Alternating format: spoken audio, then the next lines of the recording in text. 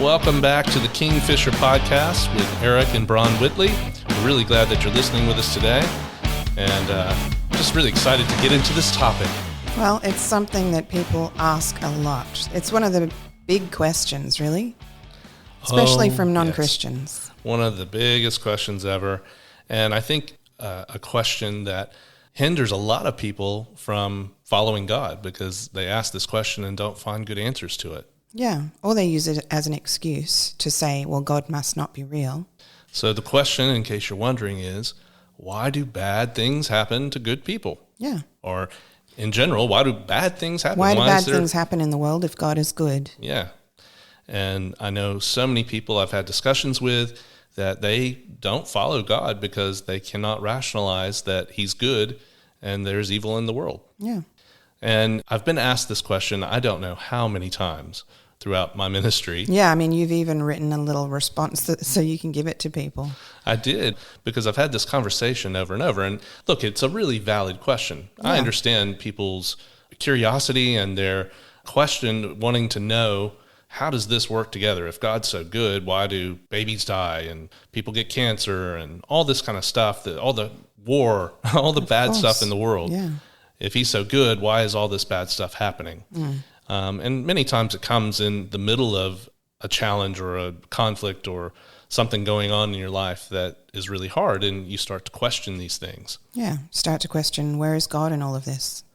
So my answer is a bit long-winded because it's not a simple answer. I believe we have to start from what our worldview is. Like, how do you see the world? What is your worldview? And so a worldview is how we see the world, how we operate, with the way that we believe and what we think, and that dictates behavior and everything else. Yeah, I mean, you can kind of think of it as colored lenses. So if you wear rose-colored glasses and you think everything's wonderful all the time, or if you wear green glasses and everything looks terrible, you know, it's the lens that you see the world through. And the way that we're raised and the environment we're raised in and the culture we live in, all of those things impact the lens that we view the world through. And I think particularly in Christian circles, when someone asks this type of question, it's because they try and look at God's sovereignty, which means he's in control. He knows about everything. It's all those words that we use to describe God, like omnipotent, all-powerful, right? Omniscious, knows everything. And we talk about that, and we believe those things. I believe those are characteristics of God. But then we start to rationalize down a path going, well, if God knows everything and God's all-powerful and can do anything and God's everywhere at once, then how does he let all these bad things happen? Yeah, and we try to see him as a person. We personify him and think, well, if it was me and I knew everything and I was all-powerful, I wouldn't let that stuff happen. I'd do something different. That's right. If I were king, And it does go that way. When we think that, when we have that rationale and we take it out to a point, it becomes a worldview that I call a blueprint worldview. And it's one, if you go to seminary and study theology, we actually discuss these worldviews because they do have an impact on who God is and his character and what he's about. And depending on how you believe, it does reflect in your relationship with God. So a blueprint worldview would say that God is in control of everything. So everything that happens. There's some that even take it to a point where we call it a meticulous sovereignty, which means if I scratch my nose, God ordained that, willed that, caused that to happen. I have no control over the fact that whether I scratch my nose or not. Yeah. And in some ways, I guess that could be a comforting thought to think God's in control. And we do say that. We say those words, God is in control and God's gotcha and all that kind of stuff. And I do believe that.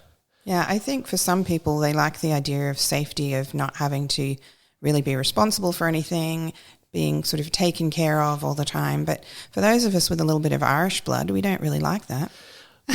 We like to be in charge of our own destiny in life. Sure. Well, I hate to be micromanaged. That's one of my biggest pet peeves, is to be micromanaged. But I think there's differing degrees of being in control. Like, you can look at it in different ways. Like, I can be in full control of my kids without dictating every little decision and step and behavior that they do. Yeah. And I think that's more how God operates. Yes, he is in control, ultimately. Yeah, I mean, anyone who thinks that God would just micromanage every single aspect of our lives has clearly not raised children, because they are miserable if you try to do that, and they will just rebel and hide things. So I see God, he calls himself a father, he calls himself a parent, and I see him more in that view.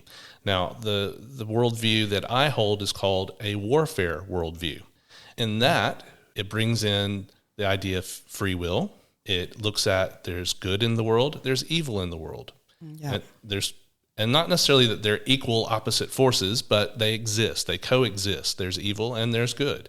And they are battling each other. Now, I think this is a more biblical worldview because the Bible talks about this. It talks about us wrestling with powers and authorities. It talks about our weapons of warfare are not carnal. Okay, so in other words, we're not fighting each other with knives and guns and tanks and bombs. We have to fight evil in the world with spiritual weapons because it's a spiritual force. It's not a physical force. Now, sometimes it is exhibited through us as humans. Do humans do evil? Certainly. Like, we do bad things. Yeah. But I believe that comes through the free will that God has set up.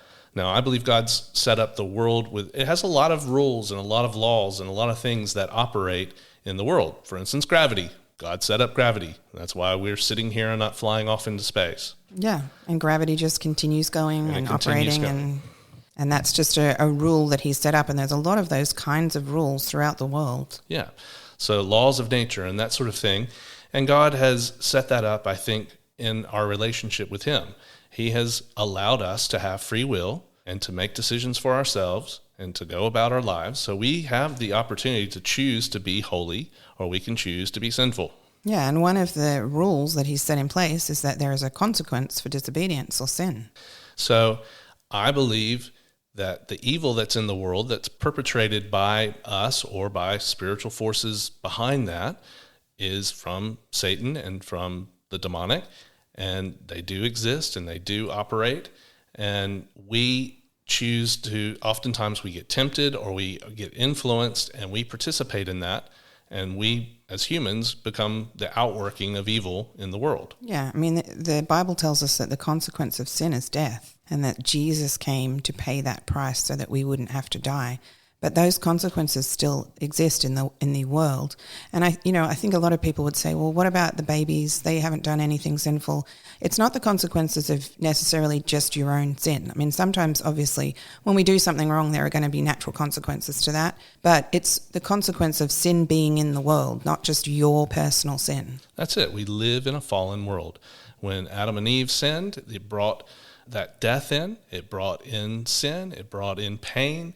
It brought in sickness. It brought in all those things that we don't like in the world. And selfishness, pride, all those things came in when they sinned, and as we call it, the fall happened. And that has been perpetuating for thousands of years. And I see that the world, why bad things happen in the world is because there's still evil there. Now, there's also God, and he's good, and there's good in the world. And in fact, we as Christians are supposed to be the ones releasing that good, releasing love, releasing peace, releasing reparation, forgiveness, all these things. Yeah. We're supposed to be doing that as his ambassadors and his children. And so we're supposed to be doing the good stuff. But that doesn't mean that God prevents the bad stuff from happening. Yeah, one of the verses that I like in the Bible tells us that if my people who are called by my name will humble themselves and seek my face, then I'll hear them from heaven above and heal their land. I mean, that's a really great picture of how God brings good back into the world that's full of evil. Well, what I will say is, yes, evil exists, and God has given us now authority to overcome evil. So he's given us the power and the authority and the ability to overcome evil with good. And so we have to do that. Now, somebody will say, well, such and such happened to me when I was young, and it's a horrible, horrible story. And I won't even mention it specifically as I talk about it. So we know there's bad stuff that happens, horrible, terrible, just horrific things that have happened to people. Yeah, undeserved things too. Completely. And they go, where were you, God, when this was happening?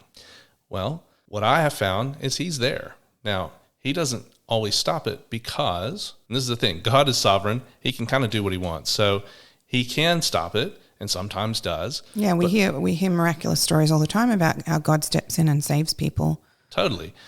But not always.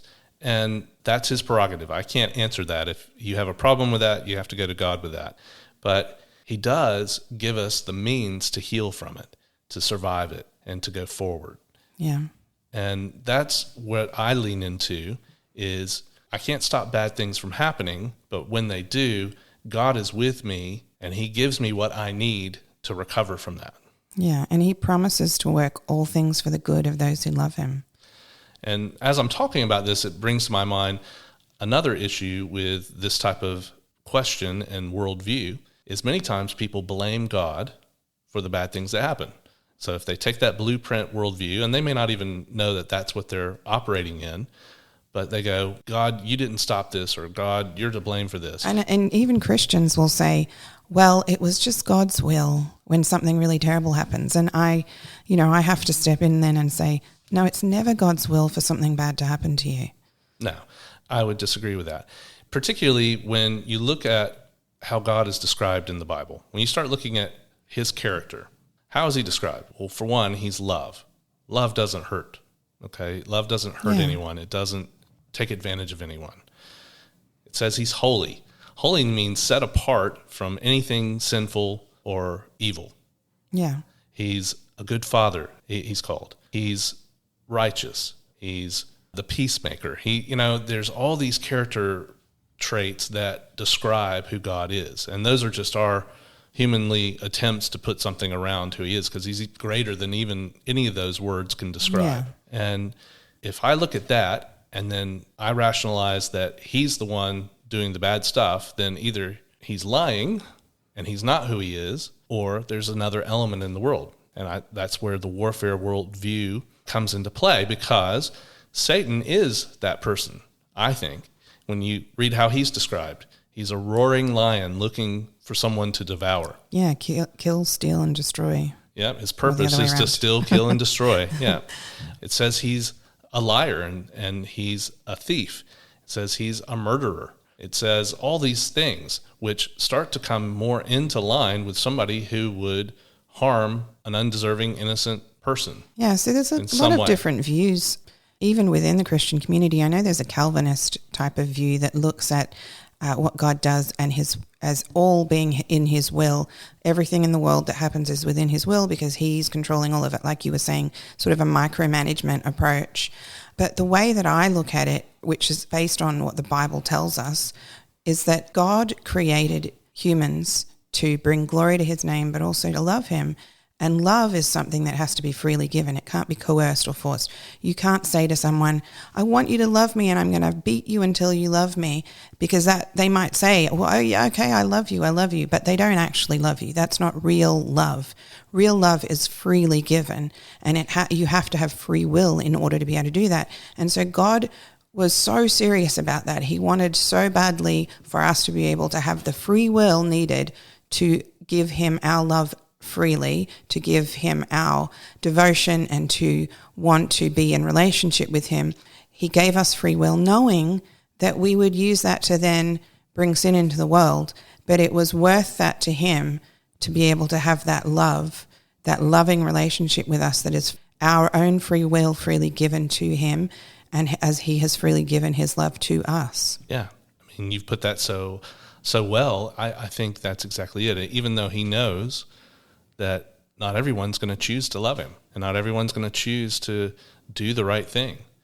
And he doesn't stop that, because I think you're right. If he forced us to love him, that's not love.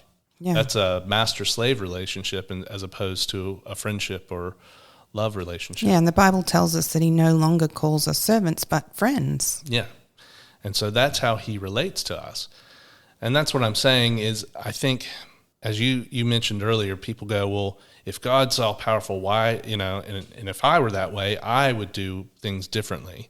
But I think God has done everything he can to make a way for when bad things happen. He is there to catch us. He's there to bring healing. He's there to restore us. He's there to do that stuff. And ultimately, if we're Christians, he's given us a way where we exit this evil world and we go to a place for eternity that's perfect, that we're out of pain, we're out of sickness. Sin no more will exist. It's all gone. So he's done that for us. And it's just in this short time on earth that we have to endure this stuff. Yeah, and look, I know how hard it is when you're going through something difficult, like you're grieving or you've had a loss of some kind or something really hard is happening in your life.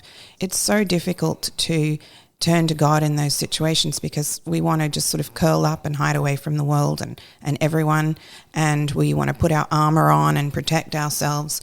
But it's really a discipline that Christians need to put into practice in our lives, where when something's going bad in our lives, or when we're grieving, hurting, afraid, lonely, that we intentionally turn our attention and affection to God and lean on him and cry out to him and ask him for comfort instead of turning to other things for comfort or protection. Ask him for comfort and protection.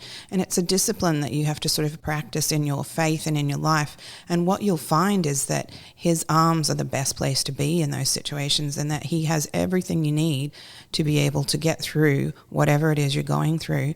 And it's something that we won't be able to do in eternity because we'll be in heaven and everything will be perfect. So it's like this sacrifice of praise that we can give him here and now on earth. This is our one chance to, in those hard times, turn to him and turn it over to him and give him that sacrifice of praise, even though it's really hard to do.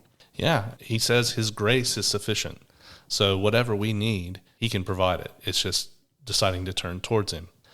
But my experience has been, I don't know if it's just human nature or what it is, but we as Christians many times turn away from God when bad things happen, and we blame him. Mm-hmm. And what happens is that becomes an unrighteous judgment in our lives. We're judging God. And when we do that, it kind of puts a barrier between us and him.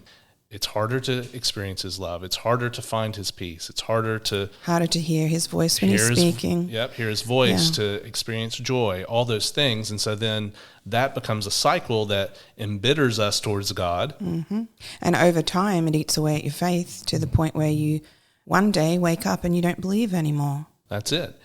But I encourage you, if you're listening, and maybe that's you today, to release your judgment. My encouragement is to release that judgment towards God, to realize that whatever has happened, whoever's hurt you, however the situation occurred, it's not God doing it. It's the enemy doing it. It's the enemy, whether he's passive in that and it's just in the background, or whether he's actively working toward against you. It's the enemy who's done that. And so we need to turn our eyes off of our judgment for God and start to put the judgment on the real culprit, the real person who's responsible, and that's Satan. That's the enemy.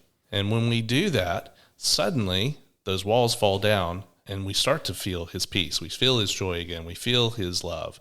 Yeah, and he's there ready to comfort. Yeah, and that's the thing. He's so faithful that even though we might have a bitter heart towards God, he's just waiting for us to turn that heart back to him, and he's just ready to receive us once again. So to sum it up, bad things happen because there's evil in the world, but God's not oblivious to that. He is at work, and he has provided every means for us to be healed and to be satisfied and to be redeemed and changed and whatever we need in those situations. I think that's why he talks about that we will have peace that is beyond our understanding, peace that surpasses our understanding. Because we will look around and go, I shouldn't be peaceful right now, but yet I have that peace because I'm keeping my eyes on God instead of the stuff in the world. Yeah, I mean, the Bible says that over and over, turn your eyes to Jesus, keep your eyes on God. And that's one of the things that I actually practice in my life when I'm feeling stressed, when I'm feeling beat down, when it feels like the whole world is against me. I say to myself, I'm looking to God. I'm going to put my eyes on God. I'm going to take my eyes off all of these things, the circumstances that I'm in that are causing me so much stress or pain or sorrow. I'm taking my eyes off that and I'm putting them on God, and I'm just going to worship God right now, and I'm going to focus on him, and I'm going to turn my affection towards him, and that is what brings peace. That's what brings joy back into my life.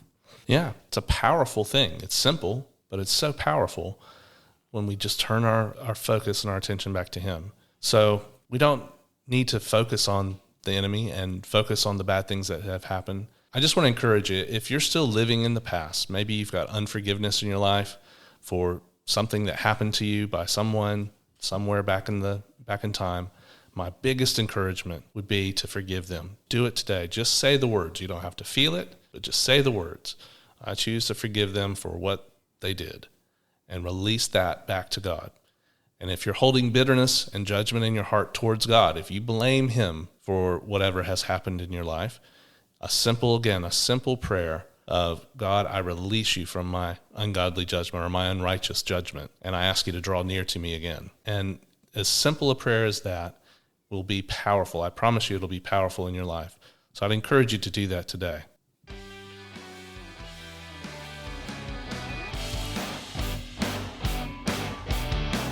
Well, we're really grateful that you've joined us today and explored this question of why do bad things happen to good people, or why is there evil in the world?